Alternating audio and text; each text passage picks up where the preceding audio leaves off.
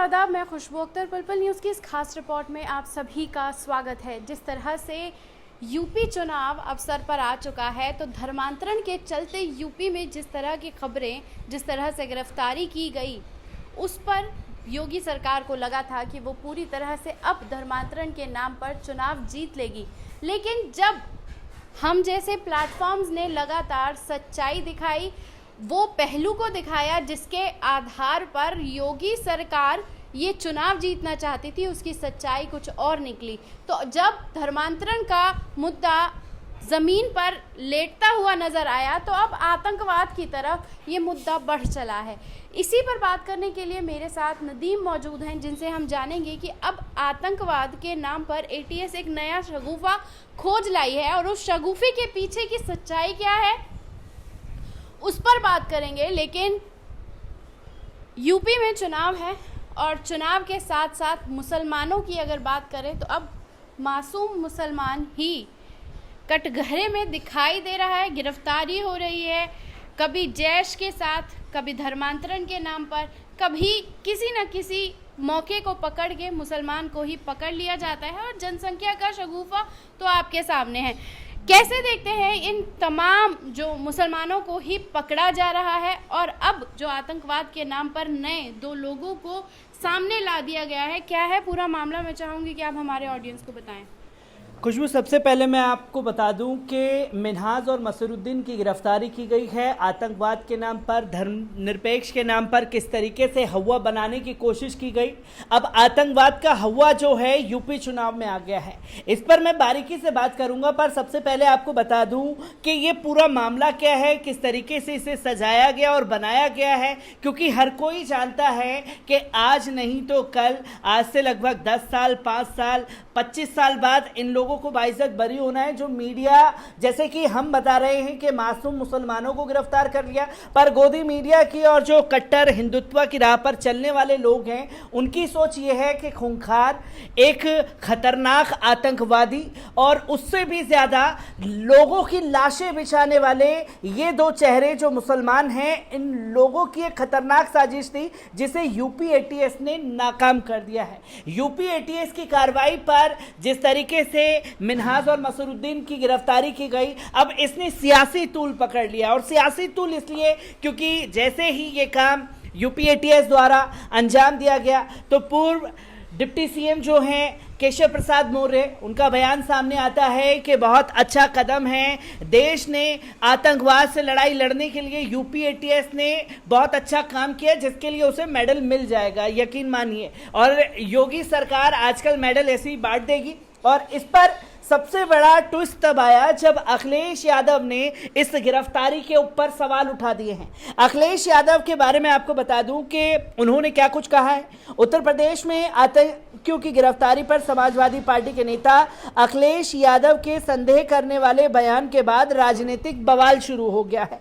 अखिलेश यादव ने रविवार को मीडिया से बात करते हुए कहा था, मैं यूपी पुलिस, विशेषकर भाजपा सरकार पर भरोसा नहीं कर सकता। हालांकि उनकी पार्टी ने आरोप लगाया है कि गलत मायने निकालने के लिए एडिट की हुई वीडियो क्लिप सर्कुलेट की जा रही है। पूर्व मुख्यमंत्री ने यह बात तब कही थी जब गिरफ्तारी की बात किसी को नहीं पता थी। यूपी सरकार ने रविवार को कहा था कि अलकायदा समर्थित अंसार गज़वत हिंद से जुड़े 2 आतंकियों को गिरफ्तार किया गया। पुलिस ने बताया था कि आतंकी मानव बम का इस्तेमाल करते हुए यूपी के कई जगहों पर खतरनाक विस्फोट, कुकर बम था। क्योंकि इससे पहले भी हमने देखा था, जब 2017 का चुनाव आपको याद हो, तो 2017 के दौरान भी ऐसी गिरफ्तारियां हुई थी, जिसे एक ट्रैक्टर ट्रॉली के पाइप को यूपी एटीएस ने बता दिया था कि ये रॉकेट लॉन्चर है। तो और जो सुतली बम होते हैं, जो बच्चे पटाखे जो फोड़ते हैं, खास तौर हाथ में फोड़ देते हैं, ये एक बड़े बड़े बम, उनकी तस्वीरें ली और तमाम चीजें से जो नेशनल ड्रामा था वो तमाम लोगों के सामने आया। पर इस बार कुकर बम के नाम, इस बार ये कुकर बम नहीं, ये मानव बम है, जो यूपी एटीएस ने इसे बताया है। और साथ ही साथ आपको बता दूं कि इस पर मायावती ने भी अपना बयान दिया है। बहुजन समाज पार्टी की मुखिया उन्होंने कहा है कि यूपी पुलिस का लखनऊ में आतंकी साजिश का भांडाफोड़ करने व इस मामले में गिरफ्तार 2 लोगों के तार अलकायदा से जुड़े होने का दावा अगर सही है तो ये गंभीर मामला है और उचित कार्रवाई होनी चाहिए, वरना इसकी आड़ में कोई राजनीति नहीं होनी चाहिए जिसकी आशंका व्यक्त की जा रही है। और मायावती का ये बयान आपको गौर करने की जरूरत है, ये किस वक्त आ रहा है जब अखिलेश यादव के उस बयान को सर्कुलेट कर दिया गया और समाजवादी पार्टी का भी इस पर स्टैंड सामने आ रहा है कि पूर्व मुख्यमंत्री के बयान को गलत तरीके से पेश किया जा रहा है मीडिया में। पर अब जो सोचने वाली बात है, अगर अखिलेश के बयान को भी देखा जाए, मायावती के बयान को भी देखा जाए, तो यूपी में मुसलमानों की दावेदारी चाहता हर कोई है और जब असल में मुद्दे उठाने की बात आती है तो इन लोगों के ऊपर ही सवाल खड़े होते हैं कि ये लोग आवाज नहीं उठाते। अब यूपी चुनाव है तो समाजवादी पार्टी का भी बयान सामने आ रहा है, बहुजन समाज पार्टी का भी बयान सामने आ रहा है। लेकिन बात वही है कि मुसलमानों का वोट सबको चाहिए, लेकिन भारतीय जनता पार्टी का स्टैंड क्लियर है कि उसको जीतना है तो मुसलमान को आतंकवादी कहीं ना कहीं धर्मांतरण के नाम पर, कुकर बम के नाम पर, सुतली बम के नाम पर तो आतंकवादी है तो वो मुसलमान है, ये साफ थ्योरी है। लेकिन इसी के साथ ये भी गंभीर हो जाता है कि 2 दिन पहले ये खबर सर्कुलेट हुई कि 2 आतंकवादियों को पकड़ा गया है।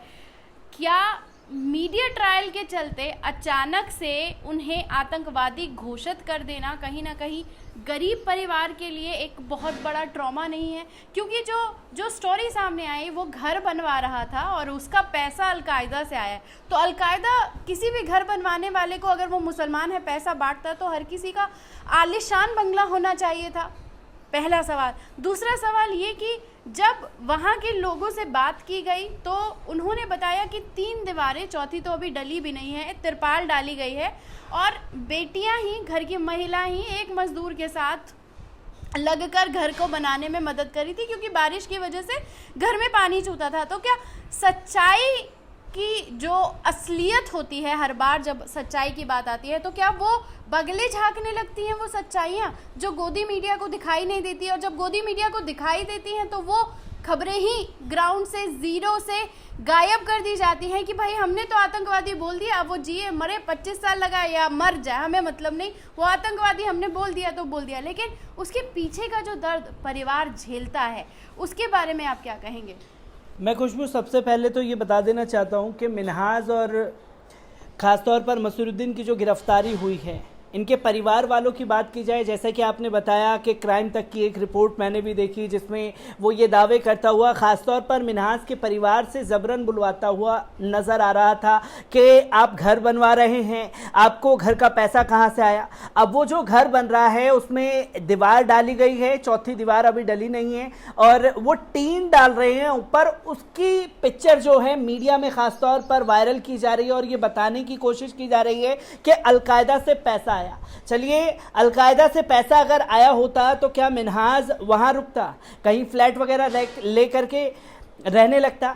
और सबसे बड़ी बात, अगर अलकायदा से पैसा आता जो कि पाकिस्तान से आता, क्या जो पैसा आता वो हमारी जो जांच एजेंसियां हैं उसे पता नहीं लगता?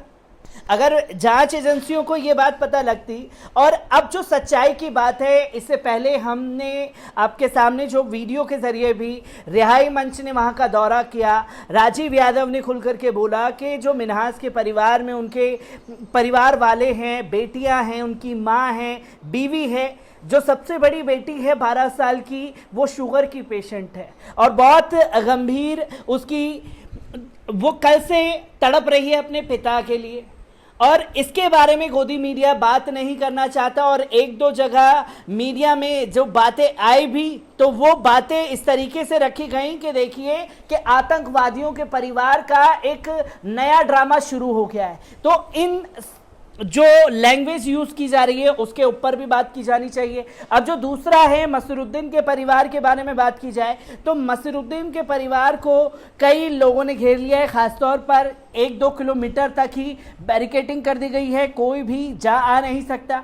और गेट उनके परिवार वालों ने, जैसे कि आपने मुल्क फिल्म में भी देखा होगा, जब आतंकवाद के नाम पर उठाया जाता है, मीडिया कर्मी जो है कुकुर मुत्ते की तरह वहां पहुंच जाते हैं, घर खुलने पर भी डर लगता है। वहीं मसरुद्दीन के परिवार ने घर बंद कर लिया। उसके बुजुर्ग पिता जो कि 60-65 साल के हैं, वो दरवाज़ा खोलने की हालत में भी नहीं थे। जब रिहाई मंच वाले गए तो उन्होंने सारी सच्चाई उनके सामने रखी।